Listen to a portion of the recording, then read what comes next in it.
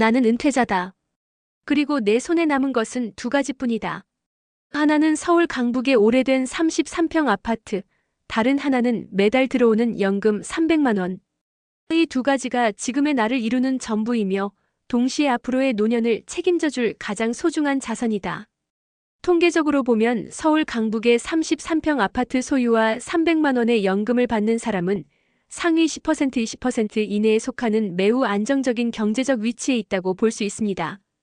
은퇴자의 월 생활비가 평균적으로 150만 원에서 250만 원 사이에 형성되지만 서울에서 생활하는 은퇴자라면 이보다 더 많은 금액을 필요로 할 수 있습니다. 사람들은 가끔 묻는다. 이제 은퇴하셨으면 좀 여유롭겠네요? 또는 그걸로 생활이 가능하세요? 라고. 질문은 그 자체로 호기심일 뿐이지만 그 이면엔 어떤 기대나 기준 같은 것이 숨어 있다. 얼마가 있어야 여유롭다고 말할 수 있는지, 어떤 조건이어야 만족할 수 있는지는 사실 누구도 명확히 말하지 못한다. 나는 그저 나만의 기준을 찾기 위해 오늘도 하루하루를 살아간다. 서울 강북에 있는 내 아파트는 1990년대 초반에 지어진 단지다. 처음 이 집에 들어왔을 때는 아이들 학교 때문에, 출퇴근 거리 때문에 선택한 집이었지만 지금은 인생의 거의 모든 기억이 녹아있는 공간이 되었다. 거실 창 너머로 보이는 학교 운동장, 익숙한 골목길, 마을버스 기사 아저씨의 인사 한마디까지 이 공간은 단지 부동산 이상의 의미를 가진다. 그 안에는 가족과의 갈등도, 크리스마스의 웃음도, 독거의 쓸쓸함도 모두 담겨 있다. 국민연금으로 150만 원 정도, 여기에 퇴직연금으로 100만 원, 그리고 과거에 들었던 소액연금 상품에서 50만 원 정도 추가로 들어온다. 이를 다 합쳐야 300만 원 안팎이다. 이 금액이 큰 돈은 아니지만 적어도 매달 정기적으로 들어온다는 점에서는 분명 안정감이 있다. 하지만 이 돈으로 서울에서 산다는 건 결코 넉넉하지 않다. 관리비와 공과금, 그리고 각종 세금은 기본으로 나간다. 특히 여름철 에어컨 사용량이 늘어나면 전기요금이 부담되고 겨울엔 난방비가 무섭다. 음식은 대부분 집에서 해결하려 애쓰지만 가끔은 마트 가격표를 보며 한숨이 나온다. 그럼에도 이 공간에서의 삶을 포기하지 못하는 건 삶의 리듬이 여기에 맞춰져 있기 때문이다. 노후는 의외로 정적인 시간보다 정서적인 연속성이 중요하다. 내가 아는 사람들, 내가 아는 동선, 내가 아는 풍경 안에서의 하루는 덜 낯설고 덜 외롭다. 익숙한 빵집의 빵 냄새, 동네 병원의 간호사가 건네는 이름 섞인 인사. 이런 소소한 반복이야말로 내게는 은퇴자의 일상에서 중요한 축이 된다. 아파트를 팔고 전세로 가거나 작은 집으로 옮기면 조금 더 현금 유동성이 생길 거라는 걸 모르는 건 아니다. 실제로 주변에서도 그런 선택을 한 친구들이 몇 명 있다. 그러나 문제는 단순한 수치상의 자산 증감이 아니라 나에게 이 집이 어떤 감정적 기반이 되어주느냐는 점이다. 여전히 이 집은 나를 보호해주는 성과도 같다. 창문을 열고 바람을 맞을 수 있는 거실, 딸이 쓰던 방, 오래된 책장과 그 위에 얹힌 오래된 앨범들. 이 모두가 지금의 나를 이루고 있다. 그래서 아직은 이 집에 머무르기로 했다. 때로는 쓸쓸함이 몰려오고 재정적 불안이 마음을 뒤흔들기도 하지만 아직은 이 자리에서 버티고 있다는 사실이 내겐 위안이 된다. 서울이라는 도시에서 은퇴자로 살아간다는 것. 서울, 그것도 강북이라는 도심 한가운데에서 은퇴자로 살아간다는 것은 단순히 서울에 산다는 말 이상이다. 빠르게 변하는 도시의 리듬 속에서 나는 느리게 살아가는 법을 배워야 한다. 나보다 어린 세대는 스마트폰으로 일상을 기록하고 지하철역 안작은 카페에는 노트북을 펴고 일하는 사람들이 가득하다. 그 사이에서 나는 오전 10시에 열린 시장에 맞춰 나가고 오후 햇살이 길어지는 시간엔 공원 산책을 한다. 시간의 흐름이 다르고 바라보는 세상이 다르다. 매달 300만 원이라는 연금은 서울이라는 공간 안에서는 사실상 기본 생계 이상을 기대하기 어렵다. 강북 아파트의 관리비, 건강보험료, 통신비, 그리고 식비까지 합치면 한 달에 200만 원은 금방 사라진다. 나머지 100만 원으로는 병원비나 경조사, 여가 생활을 감당하기엔 빠듯하다. 이런 상황에서 가장 먼저 줄이는 건 외식과 교통이다. 대신 집에서 끼니를 해결하고 가까운 거리는 걷는다. 서울이라는 도시가 제공하는 다양한 문화적 혜택을 누리기란 생각보다 쉽지 않다. 하지만 서울에는 장점도 분명히 있다. 바로 접근성이다. 대형 병원이 가까이 있고 동네마다 구청 문화센터나 노인복지관 프로그램이 잘 되어 있다. 책을 읽고 싶을 땐 도서관이 있고 무료로 열리는 전시회나 음악회도 있다. 그러한 기회들은 은퇴자에게 작은 기쁨이 된다. 무료 건강검진 알림을 받아 근처 보건소에 다녀오거나 저녁에 열리는 고전 영화 상영회를 기다리는 일은 이제 내 일상이 되었다. 서울에서의 은퇴 생활은 화려하지 않지만 안정적이다. 다만 그 안정은 내가 가진 기존 자산 위에서만 가능하다. 만약 내가 이 아파트를 소유하지 않았다면 300만 원의 연금으로 월세를 감당하며 살기는 어려웠을 것이다. 실제로 주변에서도 그런 이유로 지방으로 이주하거나 전세로 옮긴 후 역세권 원룸에 사는 은퇴자들을 종종 본다.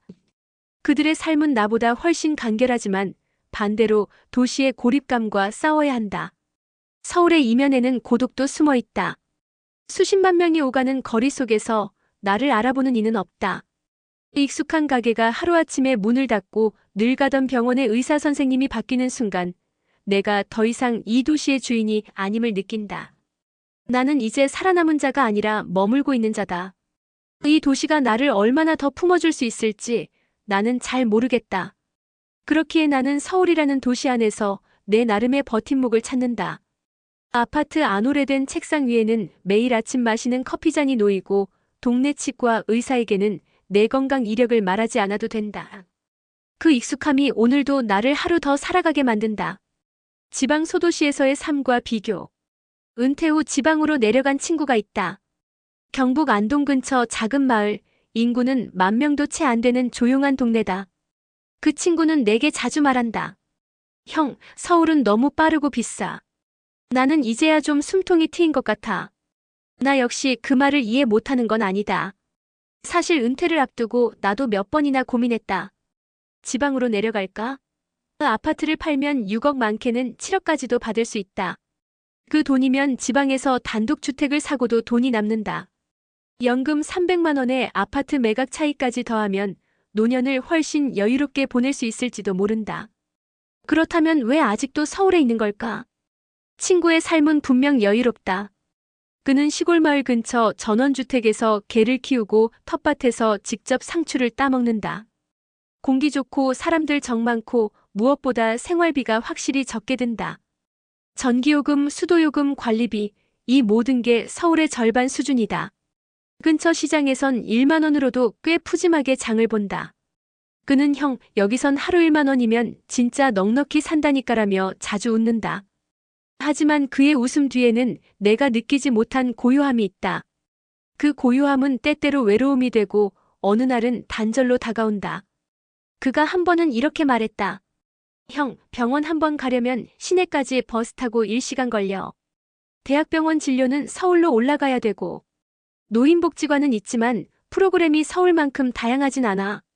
친구도 없고 이웃들도 대부분 바쁜 자기 삶 살아. 그 말을 들으며 나는 다시 생각했다. 지방 소도시의 삶은 비용은 절감할 수 있지만 인간관계나 문화적 욕구를 채우기엔 다소 협소할 수 있다. 병원이 멀고 대중교통이 부족하며 무엇보다 내가 나로서 살아온 흔적이 그곳엔 없다. 서울에선 빵집 주인도 약국 약사도 심지어 마트 계산원도 내 얼굴을 기억해준다. 요즘도 혼자세요? 라는 질문 하나가 은근히 사람을 따뜻하게 만든다. 하지만 지방으로 내려가면 다시 처음부터 관계를 만들어야 한다. 나이 들어 새로운 사람들과 깊은 관계를 맺는 일은 생각보다 어렵다. 또 다른 친구는 강원도 원주에 내려갔다. 거긴 조금 다르다. 아파트 단지가 있고 시내버스도 많다. 그는 서울만큼은 아니어도 살만해라고 말한다. 실제로 요즘 지방 중소도시들은 병원, 문화시설, 대형마트 등 인프라가 잘 갖춰진 곳도 많다. 원주, 전주, 순천, 창원 같은 도시들은 은퇴자에게 적당한 속도와 구조를 제공한다. 하지만 그것이 곧 삶의 만족을 보장하진 않는다. 내가 두 친구와 통화할 때 우리는 자주 묻는다. 너 거기서 외롭진 않니? 형은 아직 서울이 좋으셔. 이 질문에 뚜렷한 정답은 없다. 누군가는 도시의 익숙함이 좋고 누군가는 시골의 고요함이 좋다. 지방 소도시로의 이주는 경제적으로는 매우 합리적인 선택이다. 연금 300만 원이면 서울에선 빠듯하지만 지방에서는 남는다. 단독주택을 마련해도 월 관리비가 거의 없고 교통비도 줄어든다. 건강한 은퇴 초기에는 자가 운전이 가능해 생활 반경도 넓다. 무엇보다 주변 자연과 조용한 환경이 정서적 안정감을 준다. 하지만 건강이 나빠지고 운전을 못하게 되면 그때부터 지방 생활의 불편함이 드러나기 시작한다. 도시의 은퇴는 편리함을 기반으로 하고 지방의 은퇴는 절약과 고요함을 기반으로 한다. 어느 쪽이 나을지는 결국 각자의 성향과 우선순위에 달렸다. 나는 아직 이 집에 머무른다. 아파트 담벼락에 핀 벚꽃을 보면 딸아이 어릴 적 봄 소풍이 떠오른다. 동네 슈퍼 사장님의 인사, 노란 조끼 입은 택배 아저씨의 익숙한 얼굴, 이런 사소한 연결고리가 내 삶의 끈이 되어준다. 나는 아직도 하루에 한 번쯤은 도시의 소음이 그립고 퇴근길 무리 속의 사람들을 바라보는 것이 위안이 되기도 한다. 결국 은퇴자의 삶이란 선택과 포기의 연속이다. 어느 쪽이 더 옳다고 단정 지을 수 없다. 서울은 비싸지만 익숙하고 지방은 저렴하지만 낯설다. 내가 아직 강북의 오래된 아파트를 떠나지 못하는 이유는 어쩌면 정서적 기반에 대한 갈망 때문일 것이다. 돈으로는 살 수 없는 안정감, 그게 이 도시에 내가 남아있는 이유다. 하지만 언젠가는 결단을 내려야 할지도 모른다. 혼자서 계단을 오르기 힘들어질 때, 병원까지 가는 길이 멀게 느껴질 때, 그리고 더는 지금의 삶을 유지할 수 없을 때, 나는 지방이라는 대안을 다시 마주하게 될 것이다. 지방으로 내려갈 생각이 아예 없는 건 아니다. 언젠가 정말 서울이 나를 버티게 해주지 못할 때가 온다면, 그땐 조용한 남쪽 도시를 고려할지도 모른다. 순천의 강 옆에 혹은 제주의 들판 옆에 작은 집을 짓고 사는 꿈. 하지만 아직은 아니다. 아직은 이 도시의 속도에 맞춰 한 발 한 발 나아가고 있다. 그날이 오기 전까지는 나는 여전히 강북의 이 집에서 서울에서 살아가는 은퇴자로서의 하루하루를 견디며 살아간다. 치앙마이 은퇴자의 해외 선택지. 처음 치앙마이 이야기를 들은 건 지인 K 형님에게서였다. 은퇴한 뒤 몇 달을 고민하다가 혼자 짐을 싸들고 태국 치앙마이로 떠났다고 했다. 조용하고 따뜻하고 돈도 덜 들고 사람들도 좋아라며 연신 자랑이었다. 나는 한쪽 귀로 흘려듣다가 어느 날 문득 그의 블로그를 들어가 봤다. 사진 속 그는 긴 바지를 걷어올린 채 한 시장 노점 앞에서 미소 짓고 있었다. 태국 현지 아이가 그 옆에서 귀엽게 쪼그려 앉아 있었다. 그때였다. 문득 이런 생각이 들었다. 나도 가능할까? 그렇게 나는 3개월 단기 체류로 치앙마이에 다녀왔다. 그리고 결론은 하나였다. 은퇴자의 낙원은 존재한다. 다만 그에 걸맞은 준비와 성찰이 필요하다. 치앙마이는 북태국의 고산지대 도시다. 해발 300m가 넘는 분지 지역에 자리 잡아 1년 내내 날씨가 온화하다. 한국의 여름이 숨막힐 때 치앙마이는 서늘한 바람이 분다. 긴팔을 입고 아침 산책을 해도 땀이 나지 않는다. 이게 얼마나 큰 매력인지 여름에 에어컨비 걱정하며 버티던 내게는 천국 같았다. 가장 놀라운 건 생활비였다. 5월 100만 원이면 한 사람이 충분히, 아니 그 이상을 누리며 산다. 로컬 식당에서 밥 한 끼는 2,000원 3,000원. 반찬 2~3개에 국까지 나오는 깔끔한 한 끼다. 맥주 한 병도 1,000원 남짓. 한국에서라면 주말 외식 한 번에 3만 원은 우습게 나가지만 여기선 그 돈으로 닷새를 먹고 마실 수 있다. 아파트 월세는 어떨까? 도심 외곽 1베드룸 아파트가 월 25만 원에서 40만 원 선이다. 전기, 수도, 와이파이까지 합쳐도 5만 원, 7만 원. 서울에서 관리비만 20만 원 넘게 내던 걸 생각하면 이곳의 삶은 정말 새로운 기준이었다. 게다가 중요한 것. 외로울 틈이 없다. 치앙마이엔 전 세계에서 온 은퇴자들이 있다. 미국, 독일, 일본, 프랑스, 그리고 한국. 매주 수요일에 열리는 한인 교민의 모임, 산책 동호회, 영어로 진행되는 요가 수업, 커피 한 잔에 자연스레 친구가 되는 작은 북카페까지. 나처럼 뭔가를 잃고 혹은 다시 찾으려는 사람들이 모여든다. 처음엔 외국인들과 어울리는 게 낯설었지만 어느 순간 이런 생각이 들었다. 우리 모두 결국은 외로운 존재이기에 이렇게 연결되는구나. 나이, 언어, 문화는 그저 장식일 뿐이었다. 하지만 이곳도 단점은 있다. 비자는 매년 갱신해야 하고 의료 시스템은 큰 병이 생기면 방콕이나 한국을 가야 할 수도 있다. 기본적인 건강보험이 없기에 사설 국제병원에 가면 MRI 한 번에 30만 원 넘는 돈을 내야 한다. 나처럼 만성질환이 있는 사람은 늘 이 점을 염두에 둬야 한다. 또 한 가지 문화적 차이. 태국 사람들은 참 느긋하다. 가스 고장 신고하면 이틀 뒤에 오고 계약서에 적힌 날짜는 대략 그 즈음일 뿐이다. 급한 성미의 한국인에겐 답답할 수 있다. 하지만 익숙해지면 그런 여유가 오히려 삶을 부드럽게 감싸준다. 한 번은 현지 시장에서 과일을 사고 돈을 내는데 아줌마가 갑자기 내 손을 잡고 물었다. 혼자예요? 나는 웃으며 고개를 끄덕였다. 그녀는 이내 귤 두어 개를 더 담아주며 말했다.